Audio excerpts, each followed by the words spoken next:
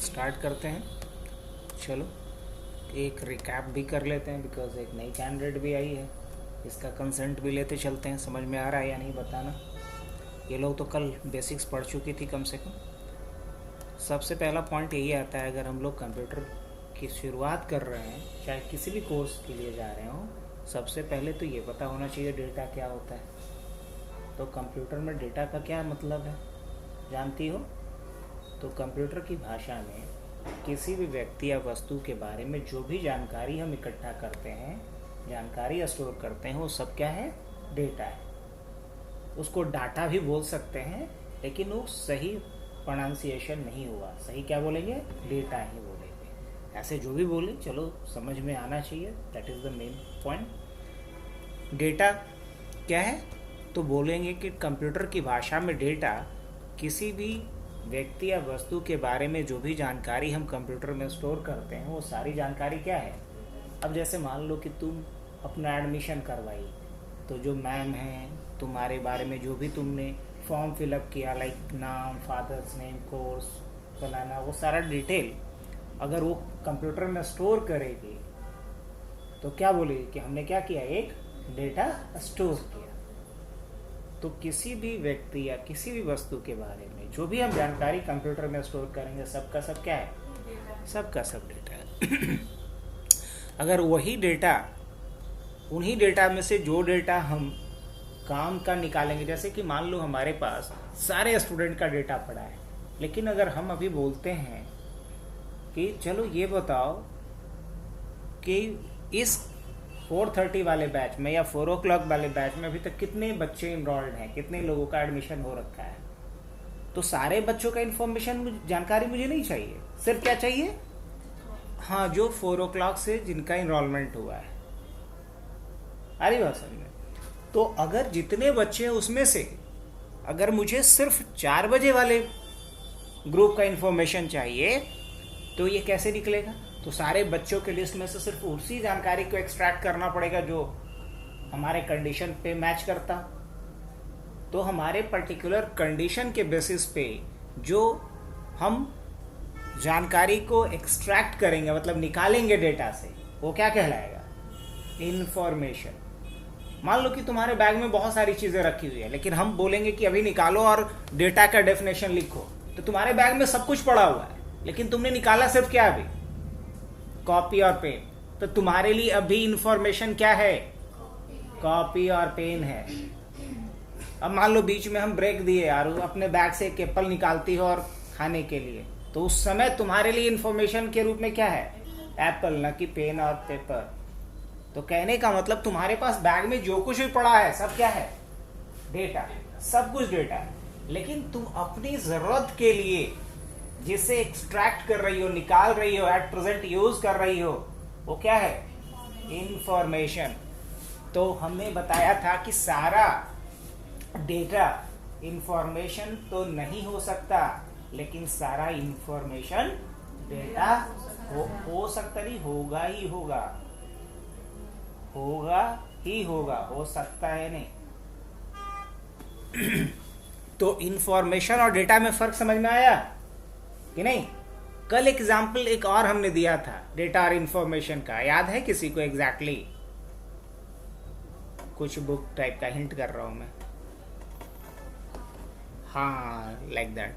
क्या था पूरा?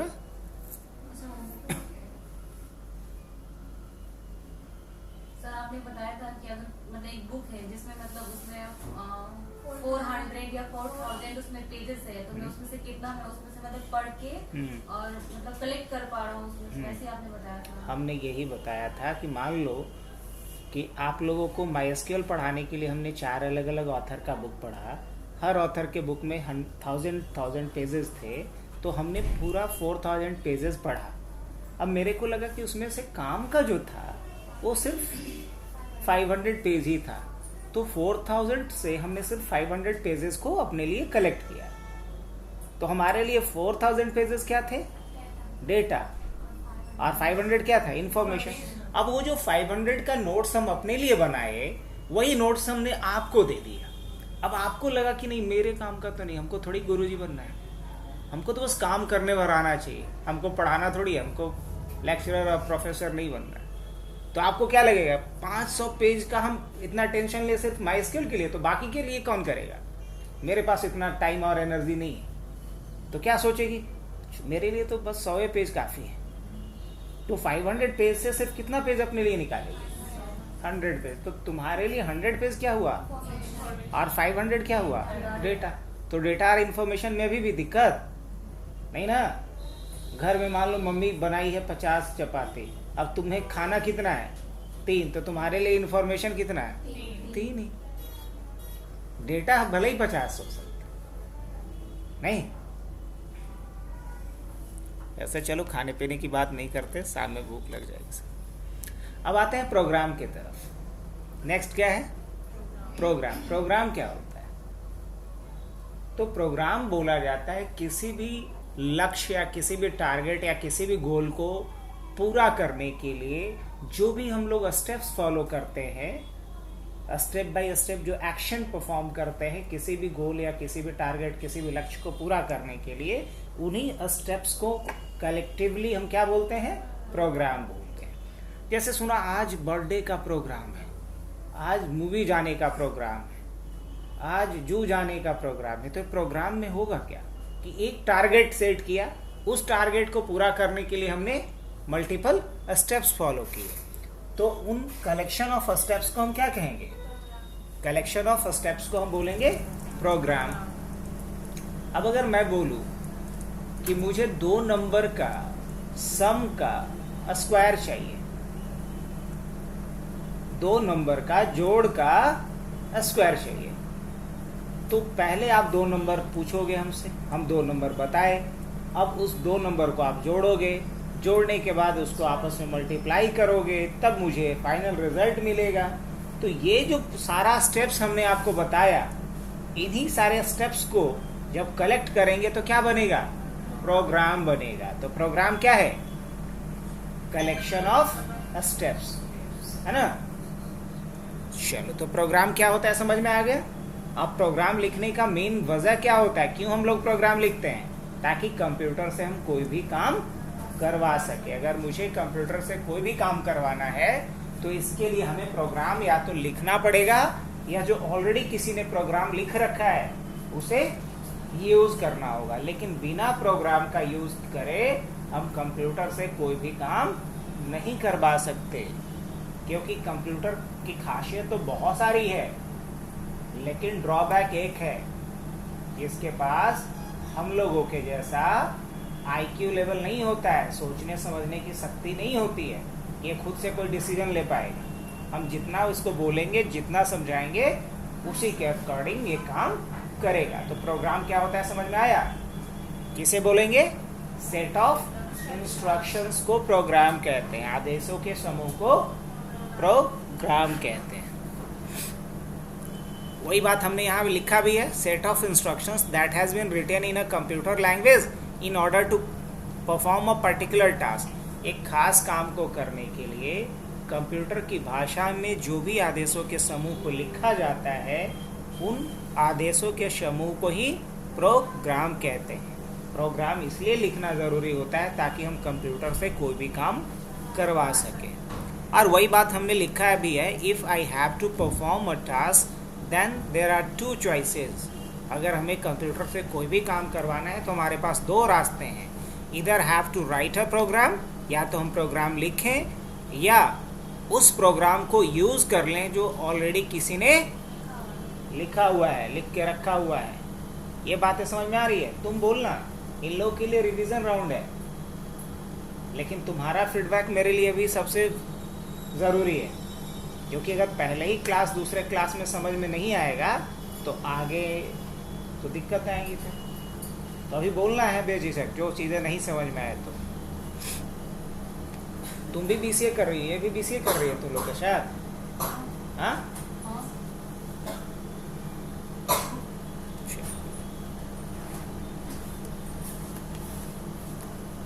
तो नेक्स्ट पॉइंट की तरफ हम लोग बढ़े। नेक्स्ट पॉइंट क्या हाईलाइट किया हूं मैं अभी? Programming language. अब इसमें 2 वर्ड आया है, प्रोग्रामिंग और लैंग्वेज। दो शब्द से मिलके बना है। अब यहाँ लैंग्वेज का मतलब क्या होता है? लैंग्वेज का मतलब होता है भाषा। अब भाषा क्या है? एक जरिया है, एक माध्यम है किसी से बातचीत करने का। तो और प्रोग्रामिंग क्या होता है? तो प्रोग्रामिंग का मतलब होता है way to write a code to communicate with the system. Computer से बातचीत करने के लिए जो कोडिंग करते हैं हम लोग, इसी कोडिंग को क्या कहेंगे? प्रोग्रामिंग कहेंगे।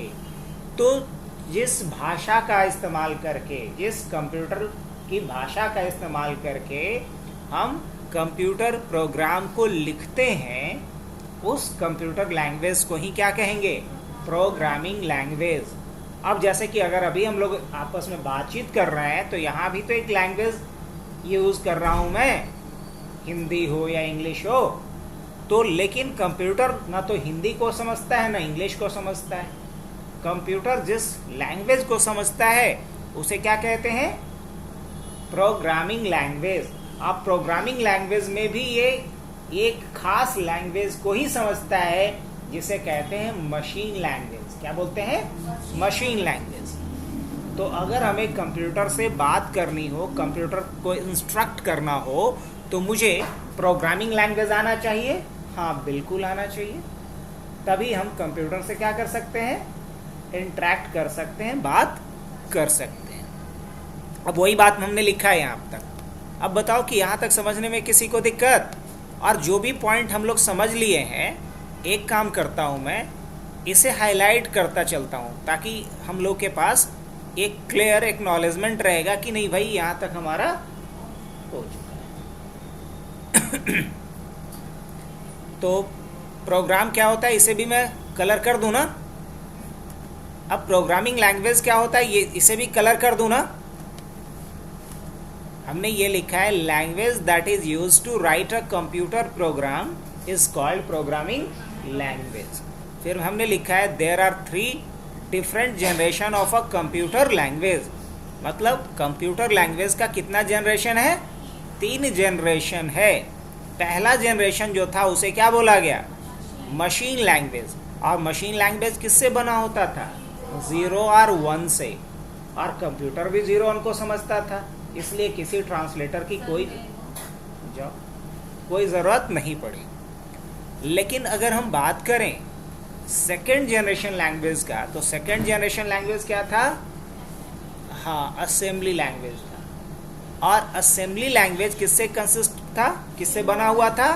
सिंबल से बना हुआ था। अब जो सिंबॉलिक लैंग्वेज था, लाइक असेंबली लैंग्वेज, इसमें जो हम लोग प्रोग्राम लिखेंगे, क्या कंप्यूटर उसे डायरेक्टली समझ पाएगा? नहीं समझ पाएगा। तो सिंबॉलिक लैंग्वेज से लिखे गए प्रोग्राम को आखिरकार अल्टीमेटली ट्रांसलेट करना होगा किसमें? मशीन लैंग्वेज में। और असेंबली लैंग्वेज से लिखे गए प्रोग्राम को मशीन लैंग्वेज में ट्रांसलेट करने के लिए जो ट्रांसलेटर यूज़ किया गया उसे क्या नाम दिया गया है? असेंबलर। असेंबली लैंग्वेज में लिखे गए प्रोग्राम को मशीन कोड में ट्रांसलेट करने के लिए जो ट्रांसलेटर यूज़ किया गया उसका नाम रखा गया असेंबलर। तो क्या इसे भी मैं हाईलाइट कर दूं? अब आते हैं हम लोग थर्ड जनरेशन लैंग्वेज के ऊपर। और थर्ड जनरेशन लैंग्वेज को क्या बोला गया? High level language. और हाई लेवल लैंग्वेज क्या होता है? हमने लिखा है it is near about English language. ये नेचुरल जो इंग्लिश लैंग्वेज हम लोग यूज़ करते हैं उससे लगभग मिलता जुलता है। अब सोचो, हम लोग बचपन से इंग्लिश लैंग्वेज पढ़ते आए हैं स्कूलिंग टाइम से ही। तो सोचो कि अगर इंग्लिश लैंग्वेज में ही अगर प्रोग्राम लिखना हो लगभग, तो प्रोग्राम लिखना, कोडिंग करना हमारे लिए क्या होगा? ईजी होगा as compare to machine language, as compare to assembly language. तो इसलिए अब लेकिन एक सवाल है कि हाई लेवल लैंग्वेज में जो आप प्रोग्राम लिखोगे उसे फाइनली ट्रांसलेट किस में करना होगा? मशीन लैंग्वेज में। और ट्रांसलेट करने के लिए एक प्रोग्राम चाहिए होता है और उसका नाम क्या है? कंपाइलर। इट मीन्स कि हाई लेवल लैंग्वेज में लिखे गए प्रोग्राम को मशीन लैंग्वेज में ट्रांसलेट करने के लिए एक लैंग्वेज ट्रांसलेटर चाहिए होता है। और उस लैंग्वेज ट्रांसलेटर का नाम क्या है? कंपाइलर। आगे हाँ, नहीं, लैंग्वेज को असेंबलर नहीं बोलेंगे, असेंबलर उस ट्रांसलेटर को बोलेंगे जो असेंबली लैंग्वेज में लिखे गए प्रोग्राम को चलाता है, कन्वर्ट करता है। अच्छा, गाड़ी को ड्राइवर बोल सकते हैं क्या? नहीं, जो गाड़ी को ड्राइव करता है उसको ड्राइवर बोलेंगे। तो ये समझ लो कि असेंबली लैंग्वेज एक प्रोग्रामिंग लैंग्वेज हो, और उस लैंग्वेज में लिखे गए प्रोग्राम को जो ट्रांसलेट करता हो मशीन लैंग्वेज में, उस ट्रांसलेटर का नाम रखा गया असेंबलर। तो दोनों एक दूसरे से रिलेटेड भले ही है, बट दोनों सेम नहीं है। और कोई डाउट? आगे बढ़े तो देखो नेक्स्ट पॉइंट क्या है अपना, सॉफ्टवेयर। ये सॉफ्टवेयर क्या होता है? तो सॉफ्टवेयर बोला जाता है सेट ऑफ प्रोग्राम्स को। किसे?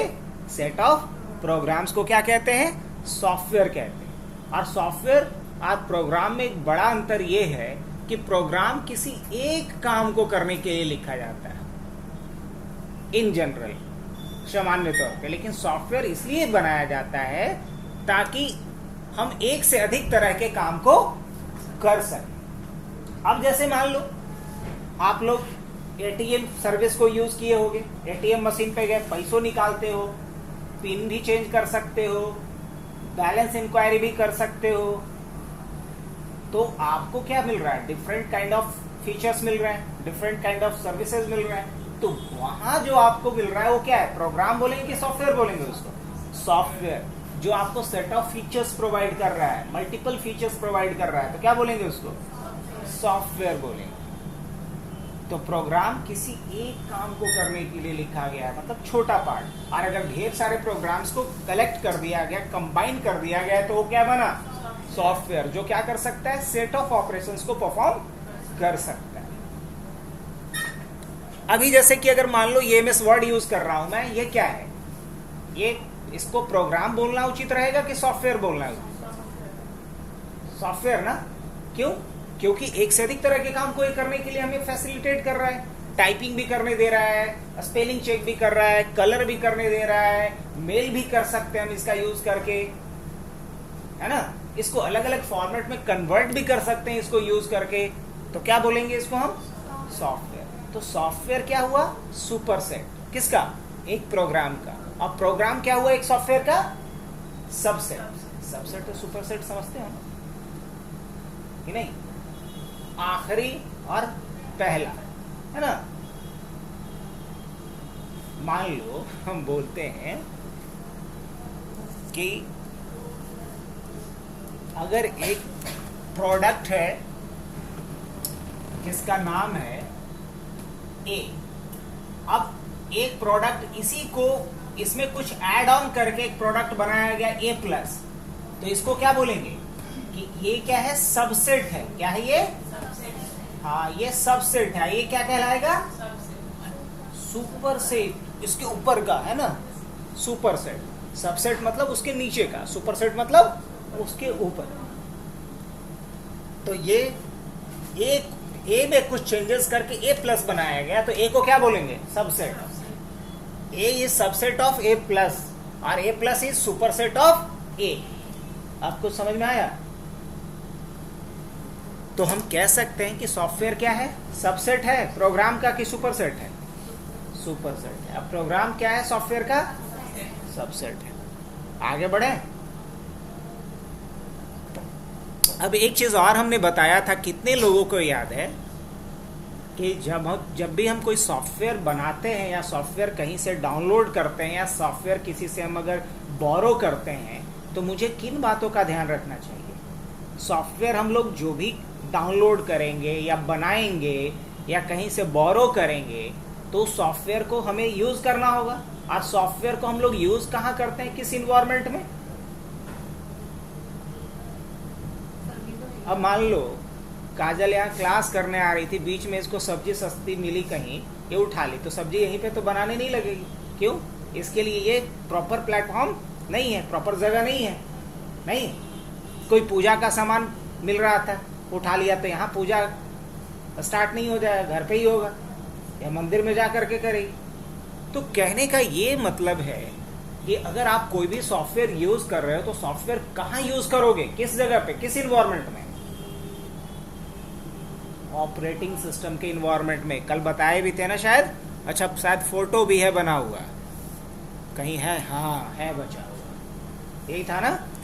ये क्या है तुम्हारा, ये समझ लो कि हार्डवेयर है तुम्हारा। क्या है ये? हार्डवेयर है। और तुम्हारा जो हार्डवेयर है, इस हार्डवेयर को कंट्रोल कौन कर रहा है? Operating system. और ऑपरेटिंग सिस्टम के इन्वायरमेंट में क्या यूज हो रहा है? Application software. और हम लोग कहाँ बैठे हैं? यहाँ। तो हम लोगों को कोई भी अगर काम करना होगा तो किससे हम रिक्वेस्ट करेंगे? एप्लीकेशन सॉफ्टवेयर से। और एप्लीकेशन सॉफ्टवेयर किससे रिक्वेस्ट करेगा? और ऑपरेटिंग सिस्टम किससे बात करेगा? हार्डवेयर से, है ना।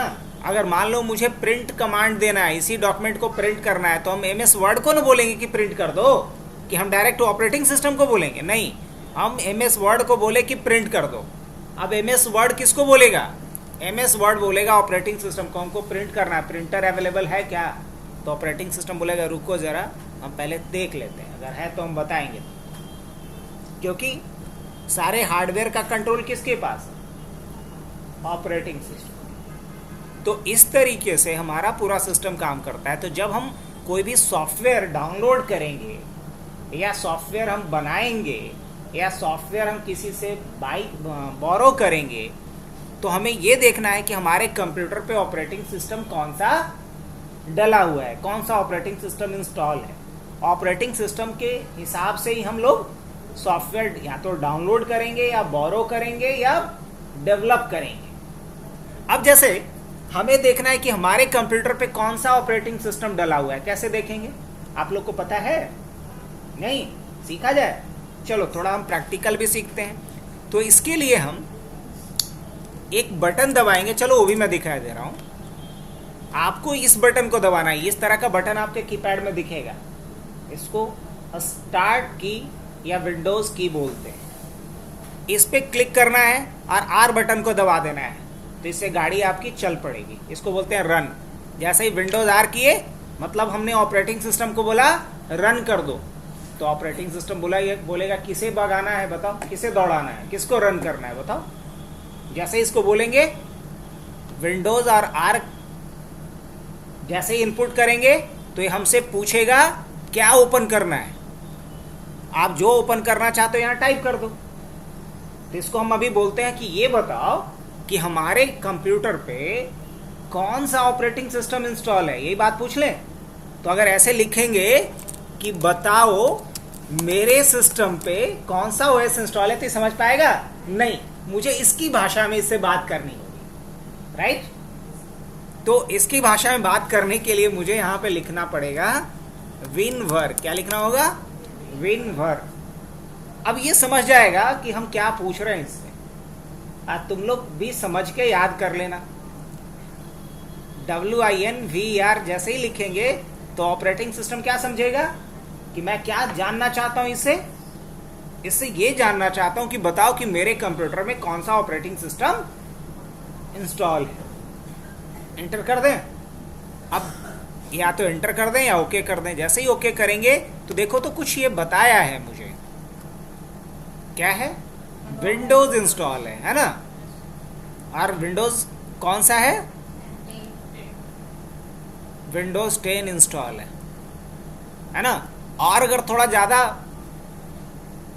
पढ़ाकू टाइप के हैं या थोड़े क्यूरियोसिटी ज्यादा है तो हम क्या करेंगे, इसको पढ़ सकते हैं। The Windows 10 pro operating system. कौन सा ऑपरेटिंग सिस्टम है? विंडोज का प्रो वर्जन है। अब इतना तो हर कोई जान गया है, जो भैंसों चरा रहा है, कि हर प्रोडक्ट का एक आता है नॉर्मल है, एक आता है प्रो। प्रो जो है वो क्या रहेगा? कुछ नहीं, तो इतना समझ में आ रहा है कि प्रो में जो नॉर्मल है उससे ज़्यादा तगड़ा फीचर दिया हुआ रहेगा।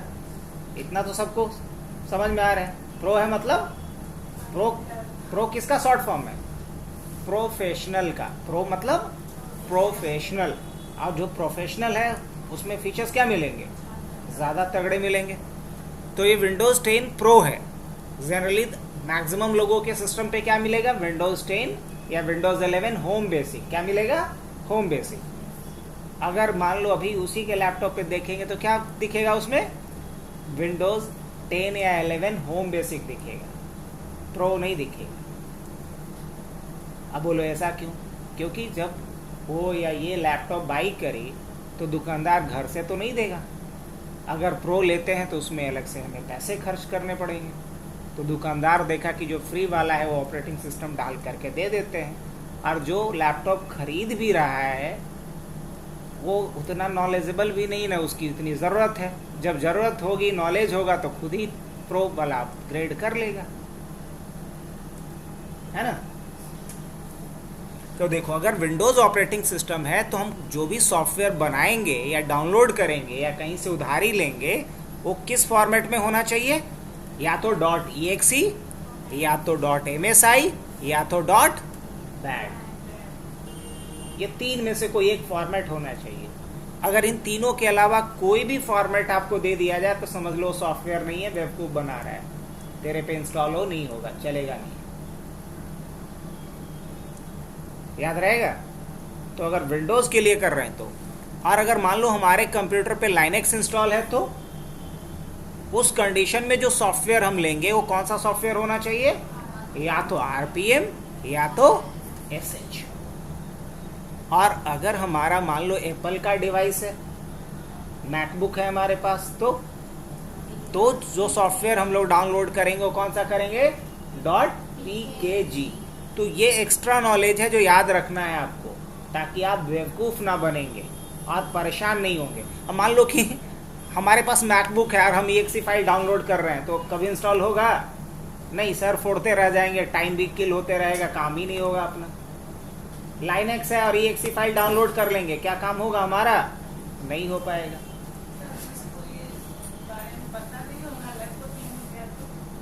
तो ठगा क्या जाता है, जैसे अभी ये भी ठगाई है कुछ दिन पहले। कोई भी अगर नॉलेज नहीं है तो ऑब्वियसली वहाँ पे वो जो उसके सेल्स पर्सन है वो जो भी चाहेंगे आपको दे देना, बेच देना, वो आपको बेच देंगे, क्योंकि सेल्स पर्सन वहाँ बहुत हाईली ट्रेंड होते हैं और बहुत हाईली कन्विंसिंग होते हैं और इजीली आपको कन्विंस कर लेंगे। कुछ नहीं होगा तो चाय पानी पिला करके आपको भी लगेगा कि कितना पुराना रिश्तेदार है, चाय पानी पूछ रहा है मेरे को, ठंडा मंडा पूछ लीजिएगा। तो अगर हम लोग लैपटॉप बाई कर रहे हैं तो देखो, मुश्किल से 10% ही ऐसे बायर हैं जिनको कि लैपटॉप खरीदने से पहले पता होता है कि कौन सा लैपटॉप लेना चाहिए। गाड़ी लेने से पहले मैक्सिमम 20% ही ऐसे बायर होते हैं जिनको गाड़ी के बारे में पता भी होता है। नहीं तो वो बस देखे पड़ोसी के यहाँ वैगन आर है तो हम वैगन आर ही खरीदेंगे, नहीं, उनको पता नहीं है, बस वो है तो हम खरीद लिए। अब मान लो वो लेनेवो का लैपटॉप लिए है, अभी इसको नहीं पता, ही बोले अच्छा वो लेनेवो लिए, देखने में तो बड़ा सुंदर लगता है, चलो लेनेवो ही ले लेते हैं, ये सीधी। लेकिन जब हम लैपटॉप बाई करते हैं तो मुझे कुछ बातों का ख्याल रखना चाहिए कि लैपटॉप जब भी हम खरीदें तो दुकानदार को बोले लैपटॉप दो अलग अलग कैटेगरी का आता है, दो अलग अलग लेवल का लैपटॉप बनाया गया। एक बनाया गया नॉर्मल यूजर्स के लिए, एक बनाया गया प्रोफेशनल यूजर्स के लिए। जो नॉर्मल यूजर्स के लिए बनाया गया उसको बोलते हैं कंज्यूमर सीरीज लैपटॉप, और जो प्रोफेशनल यूज के लिए बनाया गया, कंपनी में काम करने के लिए बनाया गया है, उसको बोलते हैं प्रोफेशनल लैपटॉप। अगर कंज्यूमर लैपटॉप का कीमत सपोज 10 रुपया है तो प्रोफेशनल का वो उसी लैपटॉप का कीमत कम से कम 30 से 40 रुपया रहेगा, मतलब डबल का लगभग अंतर हो जाता है अगर हम कंज्यूमर और प्रोफेशनल लैपटॉप में जाएं तो, पहले प्राइस के बेसिस पे। कंज्यूमर लैपटॉप का हालत ये होता है कि 1 साल 1.5 साल होते होते उसका बुखार, सर्दी, जुकाम। अगर प्रोफेशनल लैपटॉप लिए हैं लाइक दिस वन, देखने में तो बहुत भद्दा लगता है, लेकिन ये बेचारा मेरा साथ 2015 से दे रहा है, बिना रुके बिना थके कंटिन्यूसली 24 घंटा चलते रहता है, लेकिन कभी मुंह नहीं फुलाता है, ये कभी रूठता नहीं है और हैवी ड्यूटी काम करता है। किसी इंसान को 2-3 घंटे खड़े भी कर दो तो अगले पल के लिए वो नाराज हो जाएगा आपसे, चाहे कितना भी आपका प्रिय क्यों ना हो। लेकिन ये देखो कितना ओबीडिएंट, लगातार कई सालों से काम कर रहा है। तो ये क्या है? प्रोफेशनल सीरीज का लैपटॉप। अगर इस लैपटॉप को कोई खरीदने जाएगा तो पहले तो सुंदरता देखेगा, तो उसी में ही रिजेक्ट हो जाएगा बेचारा। मोटा भद्दा दिख रहा है नहीं, तो सुंदरता देखने के चक्कर में ये रिजेक्शन में चले गए। लेकिन जब प्राइस देखोगे तो इसका कीमत आज के डेट में 1,20,000 1,30,000 के करीब होगा। अगर नॉर्मल कंज्यूमर सीरीज लैपटॉप लेने जाएंगे तो दूगो तो बहुत बढ़िया लैपटॉप हो जाएगा इस प्राइस रेंज नहीं। अगर हमारा बहुत प्रो लेवल का काम है, जैसे कि हमारा काम है डेटा एनालिसिस का, डेटा माइनिंग का, हमारा काम है ऐप डेवलपमेंट का, हमारा काम है नेटवर्क से रिलेटेड, तो हमें एक हैवी ड्यूटी सिस्टम चाहिए। इस कंप्यूटर पे हम 8-10 कंप्यूटर एक साथ बना करके रन करते हैं। जब हम हैकिंग सिखाते हैं लोगों को, तो नेटवर्किंग जब पढ़ाते हैं तो एक ही कंप्यूटर को 10 कंप्यूटर बना देते हैं। अब उस पर बनेगा? नहीं बनेगा, दम तोड़ देगा वो। तो प्रोफेशनल का ये फायदा होता है। अब रही बात कि जब हम लैपटॉप लेने जाएं तो दुकानदार से 3 बात ज़रूर कहें, वो अलर्ट मोड में आ जाएगा। चलो प्रोफेशनल और कंज्यूमर को साइड कर देते हैं। दुकानदार को यही बोलेंगे कि अलग अलग ब्रांड जो भी आप बेचते हो दिखाओ, लेकिन मुझे क्या चाहिए? तो मुझे कम से कम रैम दे दो। कितना भैया तुम? तो रैम हमें 16 GB दो कम से कम। अब तो मोबाइल में 16 और 12 GB मिलता है, तो लैपटॉप में उसे कम लेंगे तो क्या काम चलेगा अपना? नहीं चलेगा। दूसरा चीज़ कि हमें SSD दो, और वो कम से कम 5th जनरेशन का होना चाहिए। पुराना वाला होगा तो स्पीड उसका कम रहता है। और ये कम से कम हमें चाहिए 1 TB का। और अगर 500 भी दे दोगे चलेगा, लेकिन वो चलेगा, दौड़ेगा नहीं। और जो सबसे इम्पोर्टेंट चीज़, अच्छा एक बात बताओ, किसी भी इंसान के बॉडी में सबसे इम्पोर्टेंट ऑर्गन कौन सा है? सबसे इम्पोर्टेंट पार्ट क्या है? गोरा, काला, लंबा, नाटा, मोटा, पतलू, ये सब सेकेंडरी है। सबसे इम्पोर्टेंट चीज़ क्या है? सबसे इम्पोर्टेंट ब्रेन है। सबसे इम्पोर्टेंट क्या है? ब्रेन है। अगर वो जिंदा है तो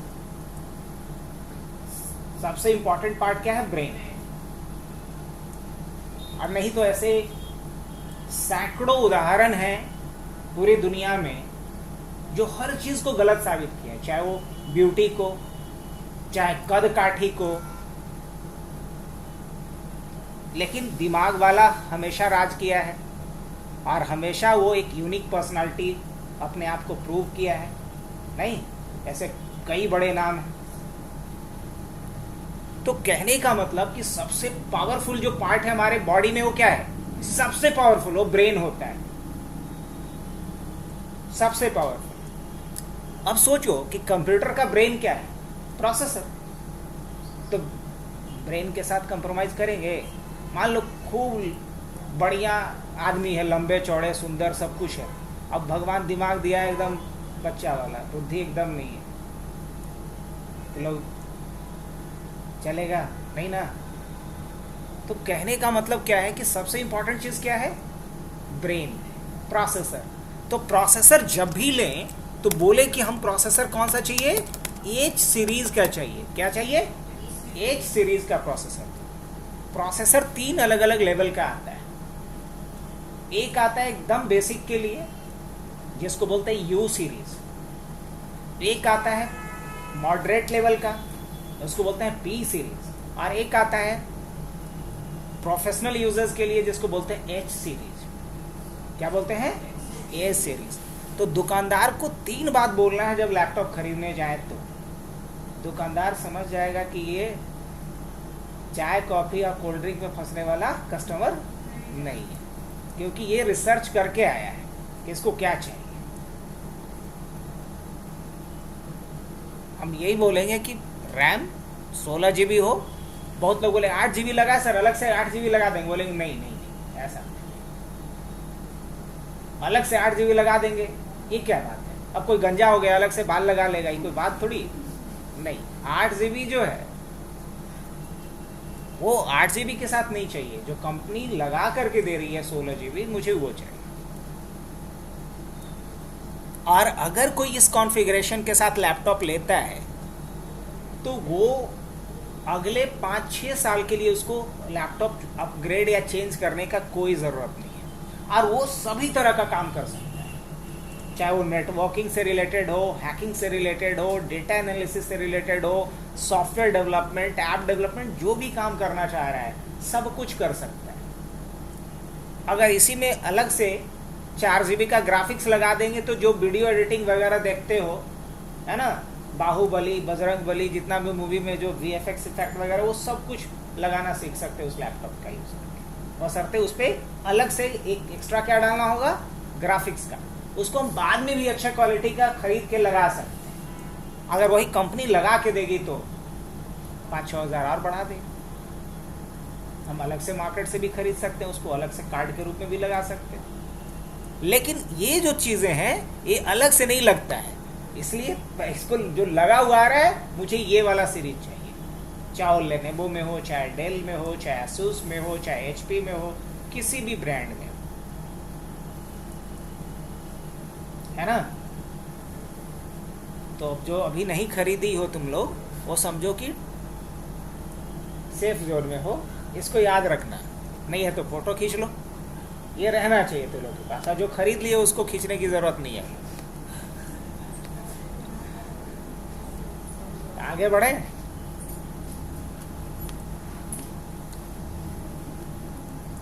अब आते हैं हम लोग फाइल के ऊपर। तो फाइल क्या होता है कल बताए थे हम, और फाइल का क्या यूज है वो भी बताए थे।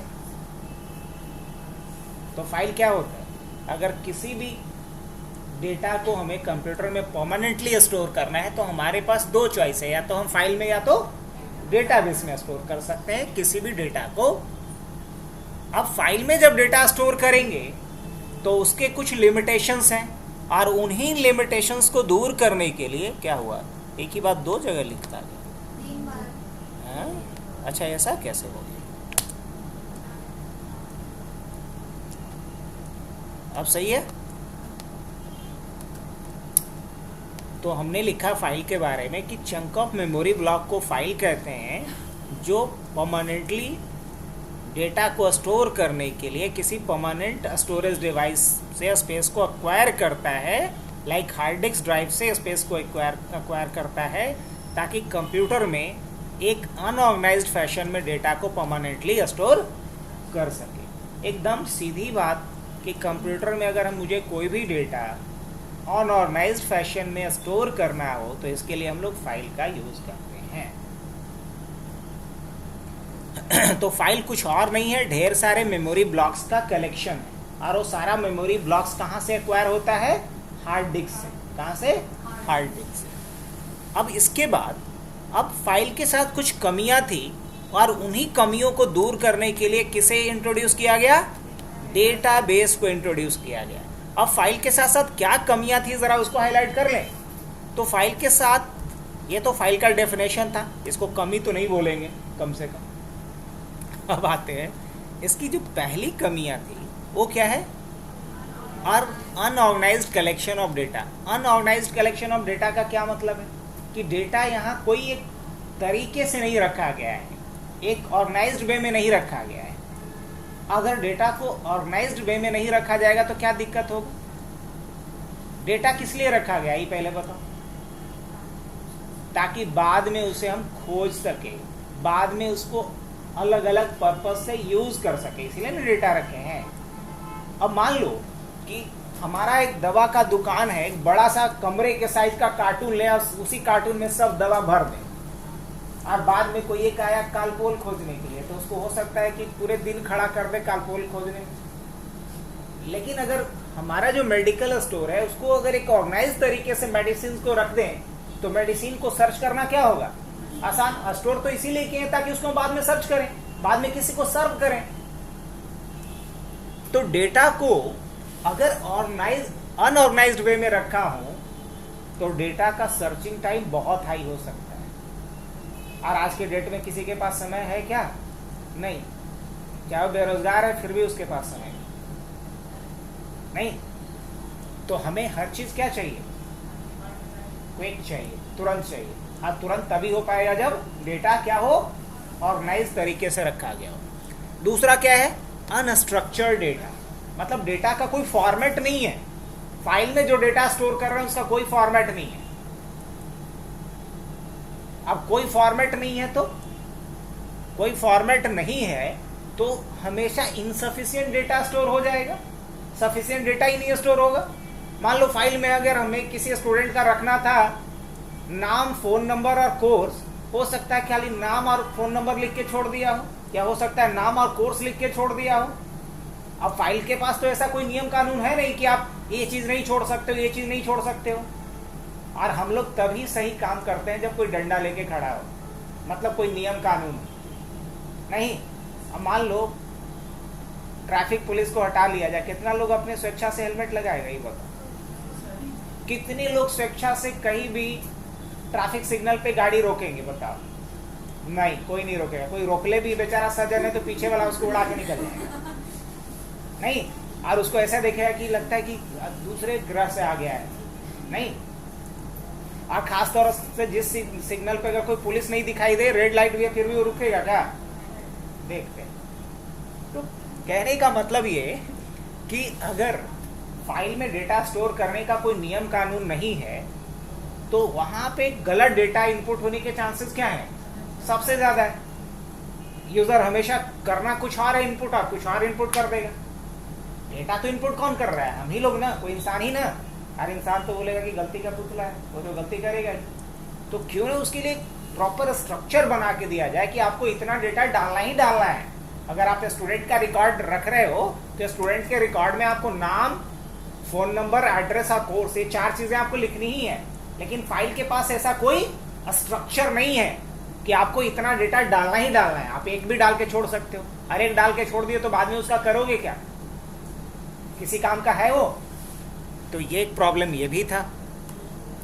अब बढ़ते हैं सिक्योरिटी के मामले में। फाइल में सिक्योरिटी भी नाम मात्र का है, लेस है, कम सिक्योरिटी है। ऐसा नहीं कि सिक्योरिटी नहीं है, लेकिन as compare to database security इसमें कम है। अब कम क्यों बोल रहे हैं, अब वो भी समझा देते हैं। मान लो अगर ये फाइल है, इस फाइल को हम पढ़ेंगे तो हमको वही चीज दिखाई देगा, ये पढ़ेगी इसे यही चीज दिखाई देगा, वो पढ़ेगी वही दिखाई देगा। लेकिन हम ऐसा नहीं चाहते। हम चाहते हैं कि हम जब पढ़े तो हमको सब कुछ दिखाई दे। ये पढ़े तो इसको बस 10 ही लाइन दिखाई दे, और वो पढ़े तो उसको 5 ही लाइन दिखाई दे, और ये पढ़े तो इसको 2 ही लाइन दिखाई दे। क्या ऐसा हम फाइल में कर सकते हैं? बोलेंगे नहीं, फाइल के पास ऐसा कोई सिक्योरिटी मैकेनिज्म नहीं है, कोई ऐसा सिक्योरिटी का व्यवस्था नहीं है कि एक ही फाइल को हम पढ़े तो हमको अलग दिखाई दे, वो पढ़े अलग दिखाई दे, वो पढ़े अलग दिखाई दे। अब सोचो ना, हम इस कमरे में आए तो हमको कुछ और भी दिख रहा है, इसको कुछ और दिख रहा है, उसको कुछ और दिख रहा है। पॉसिबल है? नहीं। अब वो ट्राई कर रही है कि कुछ अलग दिखे, तो ऐसा नहीं। तो क्या बोलेंगे कि फाइल में क्या है? सिक्योरिटी लेस है, कम सिक्योर है। लेकिन हमें क्या चाहिए? मोर सिक्योर चाहिए ना। तो मोर सिक्योरिटी कहाँ मिलेगा मुझे? डेटाबेस में। डेटाबेस में एक ही डेटाबेस को अगर हम एक्सेस करेंगे तो हमें कुछ अलग कंटेंट दिखेगा, वो एक्सेस करेगी अलग दिखेगा, वो एक्सेस करेगी अलग दिखेगा। ये नहीं कि सबको एक ही नहीं, तो है ना मजेदार। ज्यादा सिक्योरिटी तो यही हुआ। रिडंडेंट का मतलब समझते हो? रिडंडेंट का मतलब क्या होता है? डुप्लीकेट। रिडंडेंट मतलब डुप्लीकेट। अगर रिडंडेंट डेटा है एक फाइल के अंदर, पॉसिबल है कि क्या एक फाइल में हम सारे स्टूडेंट का डिटेल लिख रहे हैं। अच्छा, अब समझ में आया मेरे को कि फाइल का डेफिनेशन 3 बार क्यों था। ये कोई नहीं बताई 3 लोगों में से कि क्यों 3 बार था। अभी मुझे याद आया। हम ये समझाना चाह रहे थे कि फाइल के पास ऐसा कोई तरीका नहीं है कि हम अगर गलती से या जानबूझ करके डुप्लीकेट वैल्यू डाले तो हमें उस काम को करने से रोके। फाइल रोक पाया डुप्लीकेट करने से? नहीं रोक पाया। यही चीज समझाने के लिए हमने कॉपी पेस्ट किया, है ना। ये अब समझ में आया। ऐसे ही राहुल गांधी का उस बयान को तोड़ करके आलू से सोना वाला लोग बना दिया था, नहीं?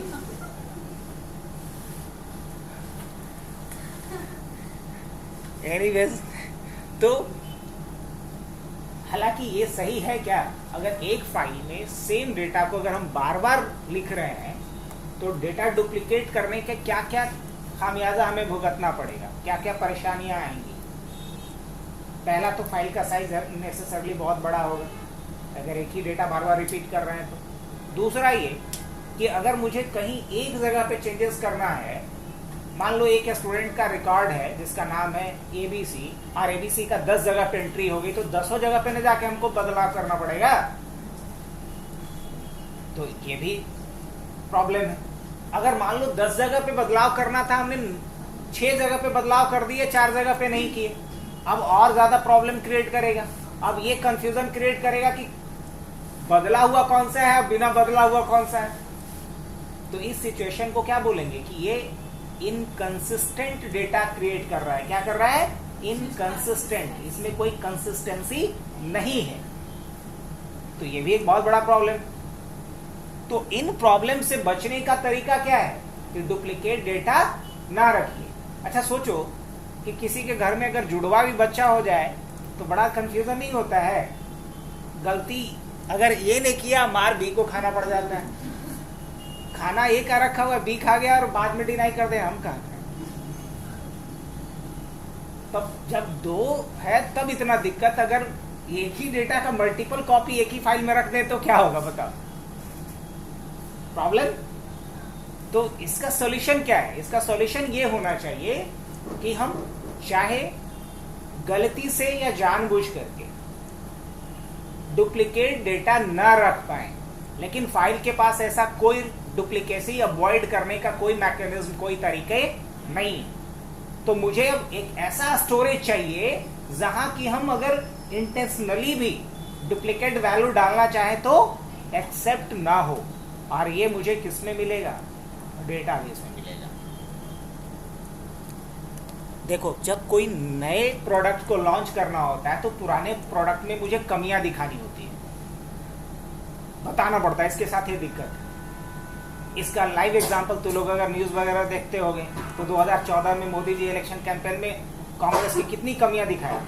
काला धन, भ्रष्टाचार, महंगाई, बेरोजगारी, अब वो सब चीज दिखाए लोगों को, लेकिन बढ़िया बात बोल रहे हैं, ये सब अच्छी बात है।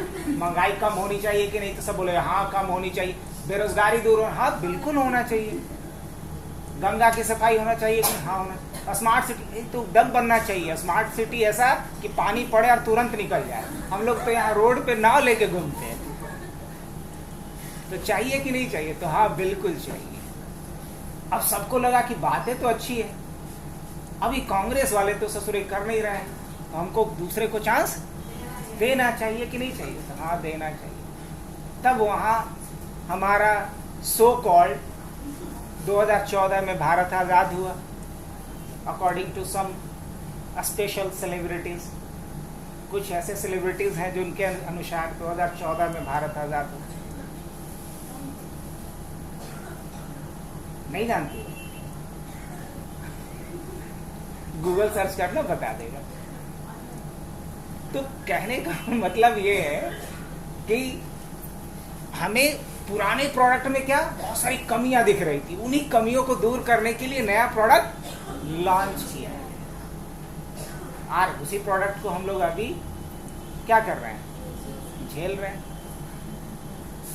चलो, तो क्या होना चाहिए यहाँ पे? Suitable for a small amount of data. Time हो गया? अच्छा ठीक है, तो जाओ। हालांकि तुम्हारा भी टाइम बच रहा है, 13 मिनट टाइम है। अच्छा जाओ, तुम लोग पहले आया करो 4:30,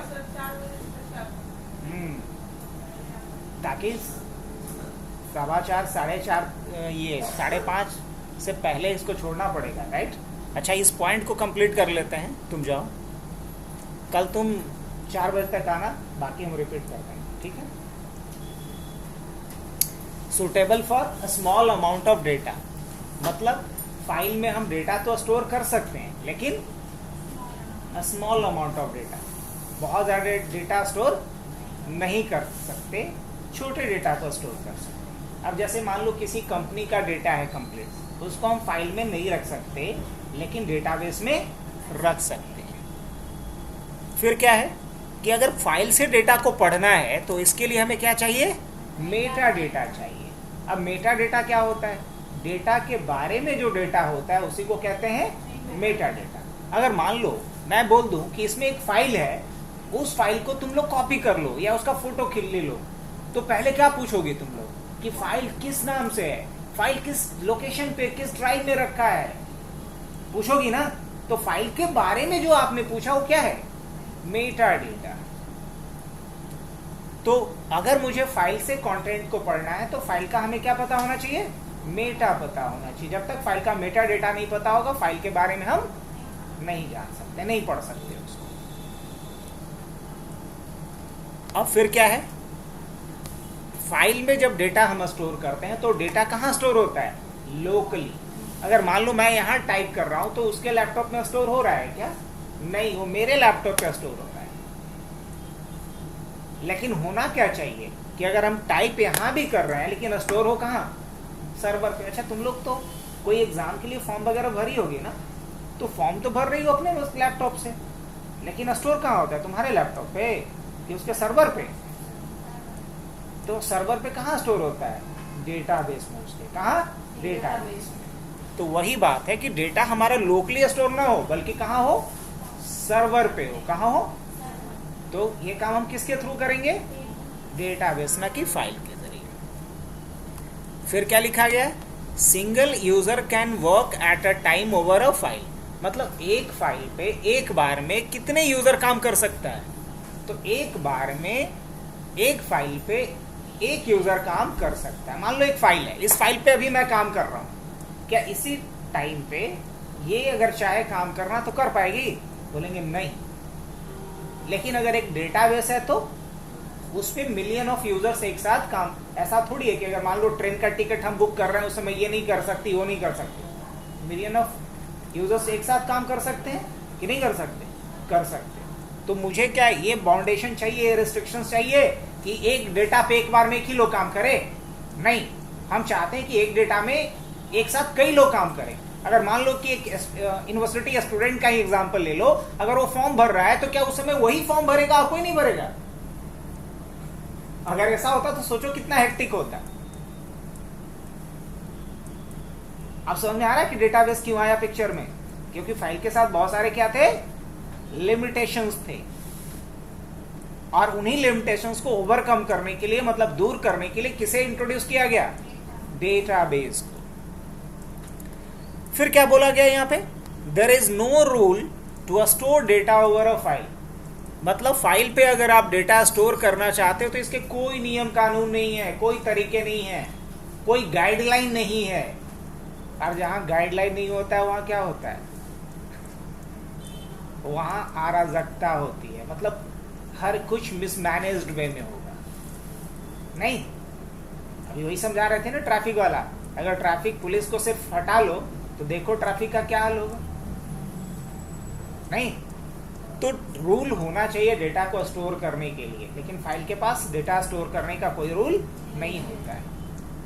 फिर क्या है, there is no concept of relational data. मतलब फाइल के पास ऐसा कुछ नहीं है कि आप एक डेटा से रिलेटेड दूसरे डेटा को आपस में क्या कर सकते हो, लिंक कर सकते हो, ऐसा कोई पॉसिबिलिटी नहीं है। और लेकिन हमें क्या चाहिए रियल लाइफ में, एक डेटा से रिलेटेड दूसरा डेटा। मान लो प्रोफेसर के अंडर में क्या है, या स्टूडेंट है, तो स्टूडेंट किससे रिलेटेड हुआ, प्रोफेसर से। अगर एम्प्लॉय है तो एम्प्लॉय किसी डिपार्टमेंट के लिए काम कर रहा है तो एम्प्लॉय किससे कनेक्टेड होगा, डिपार्टमेंट से। डिपार्टमेंट किससे कनेक्टेड होगा, कंपनी से। तो रियल लाइफ में हमें क्या चाहिए, लिंक डेटा चाहिए, कनेक्टेड डेटा चाहिए, रिलेशनल डेटा चाहिए। लेकिन फाइल में रिलेशनल डेटा का कोई कॉन्सेप्ट नहीं था। अब इन्हीं सारे कमियों को दूर करने के लिए कॉन्सेप्ट किसका लाया गया, डेटाबेस का। तो डेटाबेस को बोला जाता है collection of related data. Database को क्या बोलते हैं? Collection of related data. ये क्या है? ऑर्गेनाइज्ड कलेक्शन ऑफ डेटा है। क्या है ये? ऑर्गेनाइज्ड कलेक्शन ऑफ डेटा है। ये क्या है? स्ट्रक्चर्ड डेटा है, मतलब इसका एक प्री डिफाइंड फॉर्मेट है। ये क्या है? As compare to file more secure है। ये क्या है? इसमें रिडंडेंसी नहीं होता है। इसमें रिडंडेंसी को दूर करने के कई अलग अलग तरीके दिए गए हैं, जिसमें एक बड़ा ही इंपॉर्टेंट तरीका है जिसे हम लोग पढ़ते हैं खासतौर से university exam point of view से, जिसको बोला जाता है नॉर्मलाइजेशन। क्या बोलते हैं? नॉर्मलाइजेशन। डीबीएमएस का एक बहुत ही इंपॉर्टेंट टॉपिक है जिसका नाम है नॉर्मलाइजेशन। तो नॉर्मलाइजेशन एक तरीका होता है, एक प्रोसीजर होता है डेटाबेस से रिडंडेंसी को एलिमिनेट करने का, रिमूव करने का। क्लियर? फिर क्या लिखा गया है? Suitable for large amount of data. Exactly. फिर क्या लिखा गया है? There is no meta data required to view data from a database. अगर मुझे किसी डेटाबेस से डेटा को देखना है तो हमको ये भी जानने की जरूरत नहीं है कि उस डेटाबेस का नाम क्या है, वो डेटाबेस कहाँ रखा गया है। बस हम अपना क्वेरी लिखेंगे और वहां से डेटा हमको उसके हिसाब से निकल करके मिल जाएगा। अब अगर कोई हमारे वेबसाइट पे जाएगा, अपना फोन नंबर डालेगा, उसको थोड़ी पता है कि हमारा डेटा कहाँ रखा गया है। वो सिर्फ अपना फोन नंबर डालेगा, उसका पूरा डिटेल उसके सामने हो। तो ये मुमकिन किसके थ्रू है? फाइल में पॉसिबल है नहीं, लेकिन डेटाबेस में यस। फिर क्या लिखा गया है? Data can be stored over a server system in a centralise location. Data कहाँ स्टोर होगा? हाँ, डेटा स्टोर होगा सर्वर पे, एक सेंट्रलाइज लोकेशन पे। और डेटा अगर सर्वर पे सेंट्रलाइज लोकेशन में स्टोर होता है तो उसका सबसे बड़ा फायदा क्या मिलेगा? सबसे बड़ा फायदा ये है कि उस डेटा को हम कहीं से भी कभी भी यूज कर सकते हैं और एक साथ कई लोग उसको यूज कर सकते हैं। आगे बढ़ें। फिर क्या लिखा गया है? Million of users can work together over a database. मतलब एक डेटाबेस पे फाइल की तरह नहीं है कि एक बार में एक ही बंदा काम करेगा। एक डेटाबेस पे एक साथ मिलियन ऑफ यूजर्स काम कर सकते हैं। फिर क्या बोला गया है?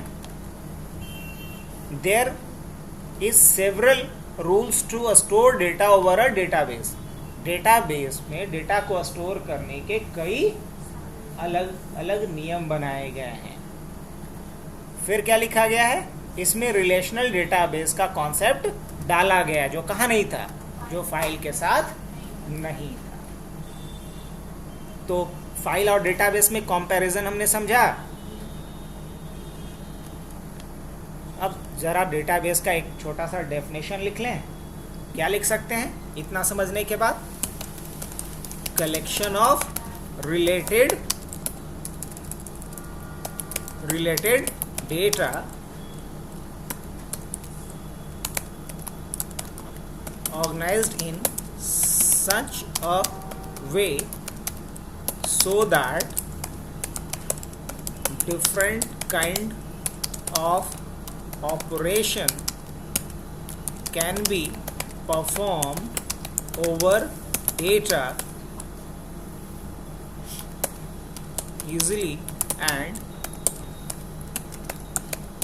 efficiently।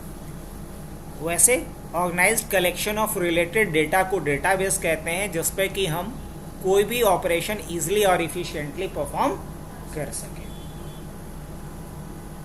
अब किसी ऑर्गेनाइजेशन के सारे डेटा को जब हम एक ऑर्गेनाइज्ड वे में रखते हैं तो वो क्या कहलाएगा? उस ऑर्गेनाइजेशन का डेटाबेस कहलाएगा। अब जैसे हबनेट में जितने भी लोग आ रहे हैं, या तो क्लास करने के लिए आ रहे हैं, चाहे वो इंक्वायरी करने के लिए आ रहे हैं, चाहे वो जॉब करने के लिए आ रहे हैं, चाहे वो एग्ज़ाम करने के लिए आ रहे हैं, उन सब का अगर हम डेटा रखते हैं तो क्या कहलाएगा? डेटाबेस कहलाएगा। क्या कहलाएगा? और डेटाबेस एक बात और सिखाता है कि एक तरह के लॉजिकल डेटा को एक जगह रखिए, दूसरे लॉजिकल डेटा को सेपरेट रखिए और दोनों को आपस में फिर क्या कर दीजिए?